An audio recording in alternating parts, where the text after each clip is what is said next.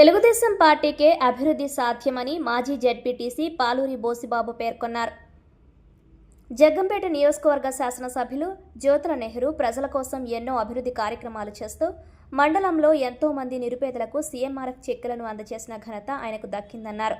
మండలంలో ఎన్నడూ లేని విధంగా సీసీ రోడ్లు, డ్రైనేజీలు వేయించి ప్రజల కష్టాలను తీర్చారని, మన ప్రభుత్వం మంచి ప్రభుత్వం అనే నినాదంతో ఎమ్మెల్యే అభివృద్ధి కార్యక్రమాలు చేస్తున్నారన్నారు.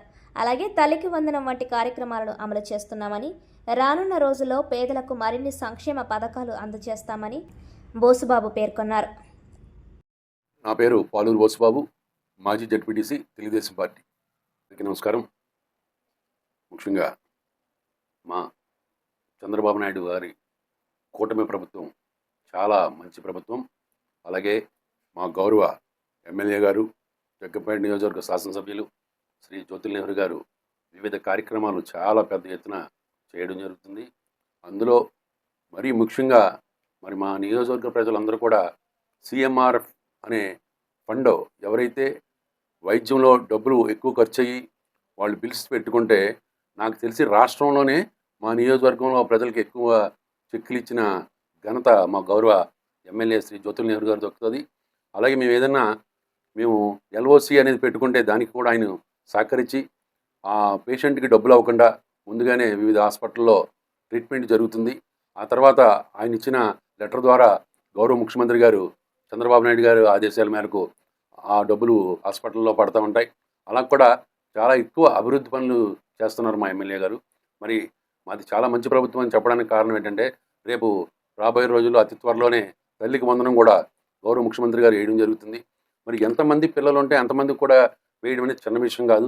దీనికి ప్రత్యేకంగా కూటమి ప్రభుత్వాన్ని మేమందరం మెచ్చుకోవాలి. అలాగే ఈరోజు ఆర్టీసీ బస్సు మహిళమ్మ తల్లి అందరికీ ఫ్రీగా పెట్టడం, మహిళమ్మ తల్లి అందరూ కూడా ఉచితంగా రాష్ట్రం అంతా కూడా ప్రయాణం చేయడం కూడా జరుగుతుంది. అలాగే గ్యాస్ సిలిండర్ కూడా 3 ఫ్రీగా ఇవ్వడం జరుగుతుంది. అలా వివిధ కార్యక్రమాలు అన్నీ చేస్తున్నారు. ఇంకా రాబోయే రోజుల్లో ప్రజల్లోకి ఇంకా ఎక్కువగా కార్యక్రమాలు చేసి రాబోయే 2029 ఎన్నికల్లో 164 సీట్ల కంటే ఎక్కువ సీట్లు తెచ్చుకొని మా గౌరవ ఎమ్మెల్యే గారు మంచి మెజారిటీతో మళ్ళీ నెగ్గాలని నేను మనస్ఫూర్తిగా కోరుకుంటున్నాను. మరి గోకవరం మండలంలో చాలా వరకు సిమెంట్ రోడ్లు వేయడం జరిగింది, చాలా వరకు డ్రైనేజీలు వేయడం జరిగింది. మరి గత ప్రభుత్వంలో ఎక్కడ 1 కిలోమీటర్ రోడ్డు వేసానని చెప్పడం అవేమీ లేవు. ఒక తట్టం వేసిన మట్టి వేసిన పాపాన్ని పోలేదు. మేము వేసిన సిమెంట్ రోడ్లు వైఎస్ఆర్ ఎక్కువ ఎక్కడున్నారో వాళ్ళకు కూడా సుమారు 60-70 లక్షల రూపాయలతో సిమెంట్ రోడ్డు వేయడం జరిగింది. మరి గతంలో వాళ్ళ ప్రభుత్వం ఉన్నప్పుడు ఎంచుకోలేకపోయారు. కానీ మా జ్యోతుల నెహ్రూ గారు, నవీన్ గారు, గౌరవ ముఖ్యమంత్రి చంద్రబాబు నాయుడు గారు, పవన్ కళ్యాణ్ గారు, లోకేష్ గారు చలవ వల్ల వాళ్ళకి సుమారు 70 లక్షల రూపాయలతో వైఎస్ఆర్లు ఉన్న ఏరియా కూడా మా గవర్నమెంట్ రోడ్డు వేయడం జరిగింది. మేము ఎన్నికల్లో ఓట్లు వేస్తారని వేయం, ప్రజలకి ఎక్కడ ఇబ్బంది ఉందో అక్కడ మేము ముందుగా వెళ్ళి వాళ్ళ సమస్య పరిష్కరించడానికి మేము ముందు వరుసలో ఉంటామని తెలియజేసుకుంటున్నాం.